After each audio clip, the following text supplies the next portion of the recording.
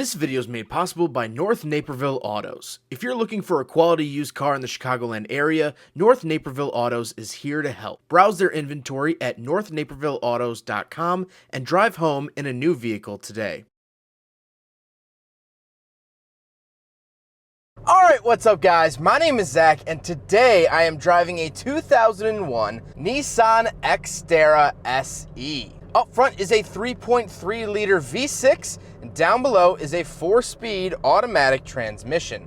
Now I'm super excited to be driving this Xterra for two main reasons. First of all, I drove a 2001 Xterra a long time ago, but it was manual and it had the sway bars removed, so it was not the most steady going vehicle. So I'm excited to get behind the wheel of a more stock Xterra to really get a feel for it. But the second reason is the fact that this comes with a VG33, which is the V6 option, not the KA, and so we'll talk about that in a second. But before we get on with the rest of the video, if you are looking to help out the channel, there are a couple links in the description below from our awesome sponsors. One of which is Cash for Cars if you're looking to sell your used car.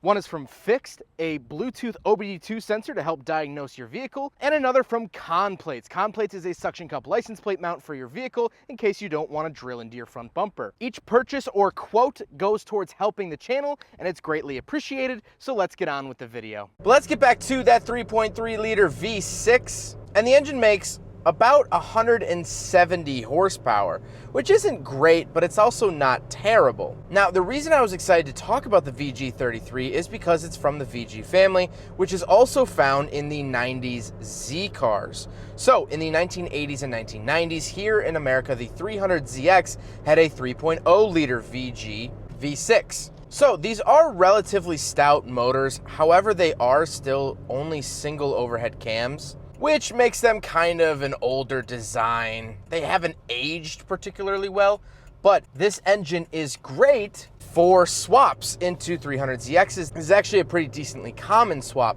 for the 300ZX because of the availability of the engines, and you get a little bit extra displacement if you want to go with a turbo or things like that. But speaking of turbos, there actually was a very rare supercharged version of the Nissan Xterra. So you could get this with the V6 that was supercharged from the factory. And that's made obvious by the supercharged badge found at the back. But unfortunately, this is not the supercharged version. If you have a supercharged version, please let me know. I would love to come to wherever you are to film it. Now, there was also a KA option for the engine, which is a 4-cylinder from the Nissan 240SX. Like I said, paired to it is a 4-speed automatic transmission. Nothing really too crazy. I do prefer the manual just because I prefer driving stick shift, but that's not to say this here automatic is bad. It's shifting gears, it's doing the job. And when this car debuted in 1999, for the 2000 model year, Nissan's slogan was everything you need and nothing that you don't, which reigns pretty true here for the Xterra. Last but not least, this here Xterra is 4-wheel drive. However, you could find a 2-wheel drive Xterra if you really wanted one. Don't know why you would, but you can. With that out of the way, let's talk about the interior. Well, in front of me, I have 4 very simple gauges. On the left is my fuel, and then my speedometer, and then on the right is my tachometer and coolant temperature. Very plain, very basic gauges. On the steering wheel, I have cruise control to the bottom right, and of course my airbag and horn, and that's it. Very basic. To the left of me, I have my mirror adjustment switches as well as my rear wiper settings. And on the door, I have my child locks, my central locking button, and then my power windows. Moving into the center, I have 2 climate control vents as well as my climate controls themselves. I also get a rear defroster button and my hazard switch, which is very nice.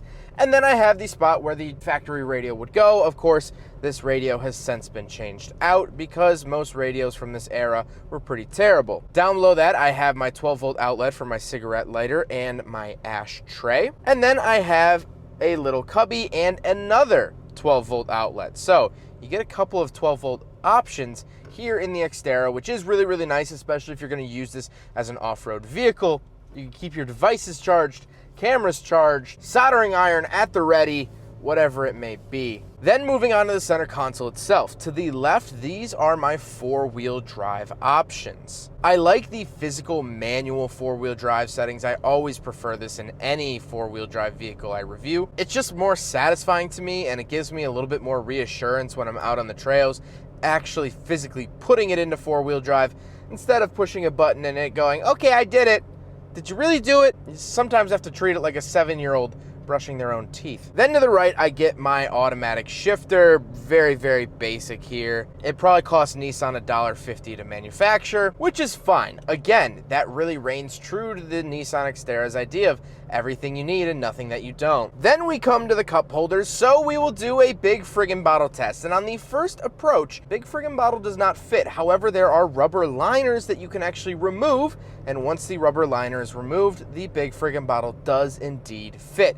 So the 2001 Nissan Xterra passes the big friggin' bottle test. Now we gotta talk about the seats. Very, very 2000s, late 90s really looking seats. I mean, these are very, very 90s. I feel like they are found in like a Brunswick Zone or Odyssey Fun World. The seats are decently comfortable. I don't mind them. They are a little base Model E, which is a little sad given the fact that this is technically the upper trim level, but there were only 2 trim levels offered here in the Xterra, and they honestly weren't that far apart. The XE was the base model, and then the SE just got everything that you could option onto the base model, so they're really not that far apart. But speaking of seats, we do have back seats, so let's go do a back seat review. All right, so we're in the back of the 2001 Nissan Xterra, and a couple of things to note back here.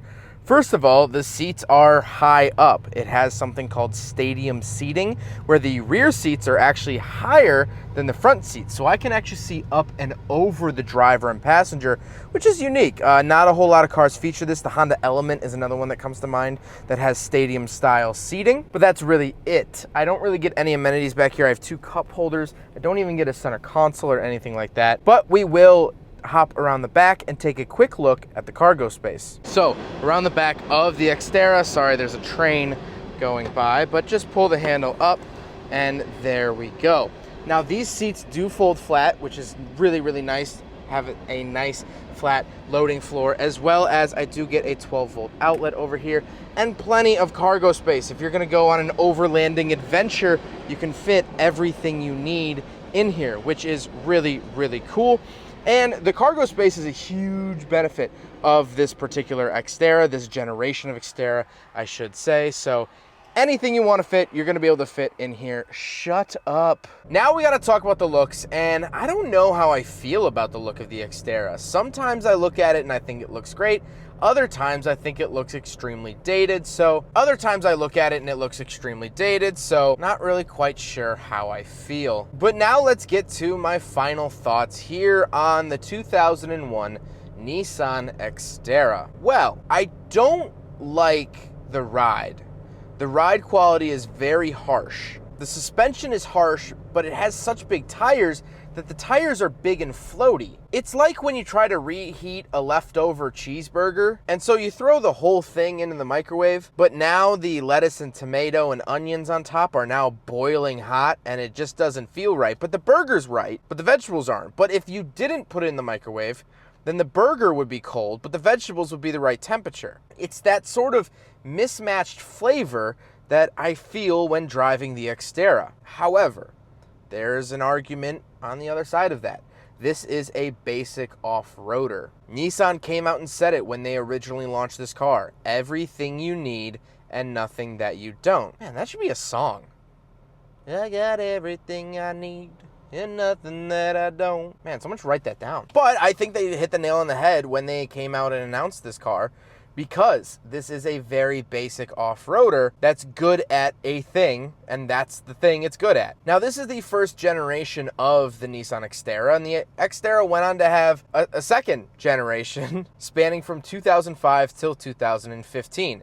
suffered a little bit of Nissan syndrome of never getting an update. But they killed it in 2015 because I guess there wasn't really a market for a hardcore off-roader from Nissan, I guess at the time. And so it's interesting now looking back on the Xterra, now knowing that this was just a small, tiny little blip in Nissan's heritage. But I think if any vehicle is worthy of coming back here in 2021, I think the Xterra badge is ready to come back. With the new Bronco selling so well, the Wrangler has gone electric in some trim levels. Mazda has a new off-roader planned. I think it might be time. I think it's time to bring the Xterra back. They did a good job with the new Frontier. I think they could really nail a new Xterra if they wanted to. Just make it simple. Include everything that we need and nothing that we don't.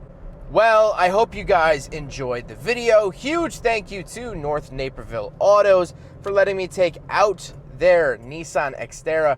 This is one of their used vehicles on the lot. They have a bunch of different cars, tons of variety. If you're looking for your first car or a used vehicle in the Chicagoland area, North Naperville Autos should be your first stop.